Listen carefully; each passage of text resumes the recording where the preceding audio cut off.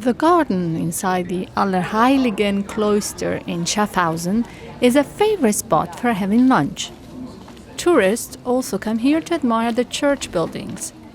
They can see many medicinal plants, like the coneflower or echinacea, used to fight infection. But some of the plants in the garden are poisonous, like the foxglove and the deadly nightshade or belladonna. After eating 3 of these, an adult starts to show symptoms of poisoning: increased heartbeat, nausea. In the museum next to the cloister, the visitor can find out more about this and other poisonous plants, but also medicinal and magical ones. Mandrake is a magical plant we also find in Harry Potter. Mandrakes were considered so powerful and precious that counterfeit versions were quite common, like this one. In Schaffhausen haben 3 Landstreicher im 16. In the 16th century, 3 crooks in Schaffhausen sold some beetroots they claimed were mandrake. They were arrested and executed for their crime. Wegen dieser Fälschung.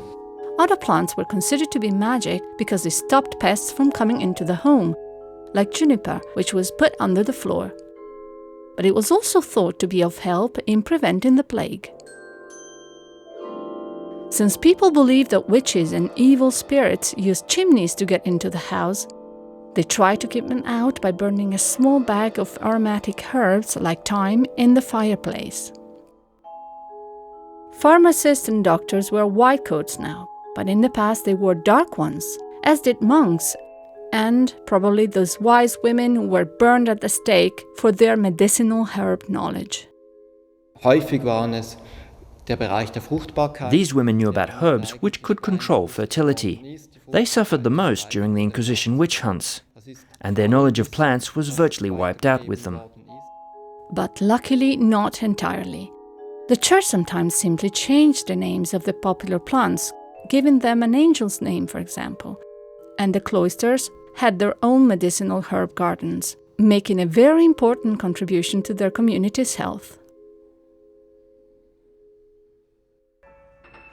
No aphrodisiac plants are to be seen in the show, which avoids the theme.